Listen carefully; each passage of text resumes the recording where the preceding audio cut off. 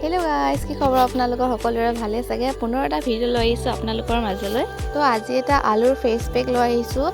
আপোনালোকে যদি খুব ৰ'দত গৈ থাকে, ওলাই থাকে, তো আহি পিনি স্কিনখন পূৰা টেনিং হৈ যায় আৰু পূৰা ৰ'দৰ পৰা ছালখন ক'লা পৰি আহে। তো ইয়াৰ কাৰণে আপোনালোক বহুত ধুনীয়া মই এটা টিপছ দিছোঁ। আপুনি আলু এটা ল'ব আৰু আলুটো আপুনি যেনেকৈ পাৰে তেনেকৈ ৰুকি লৈ ইয়াৰ ৰস অলপ উলিয়াই ল'ব। আৰু মই ইয়াতে মিক্স কৰিম অলপমান মৌ ৰসটো স্কিনৰ কাৰণে খুব ভাল, বিশেষকৈ ড্ৰাই স্কিনৰ কাৰণে বহুত ভাল, কাৰণ মোৰ স্কিনখন বহুত বেছি ড্ৰাই হয়। আৰু এইফালে মই ভালদৰে হাতে মিক্স কৰি ল'লোঁ। আপোনালোকে যদি হাতে বেয়া পায় তেনেহ'লে ব্ৰাছ ইউজ কৰিব পাৰে।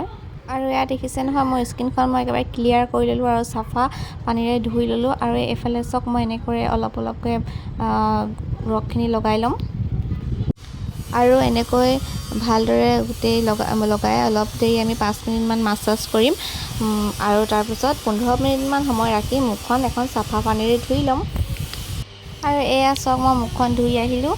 আৰু এতিয়া একদম মষ্ট ইম্পৰ্টেণ্ট, আপোনালোকে নাৰিকল তেল বা কিবা মইশ্চাৰাইজাৰ অলপ এনেকৈ লগাই ল'ব পাৰে। তেতিয়া মানে কি হয়, স্কিনটো আৰু বেছি ছফ্ট হৈ থাকে আৰু অলপ তিতা হৈ থাকোঁতে লগাব স্কিনখনত।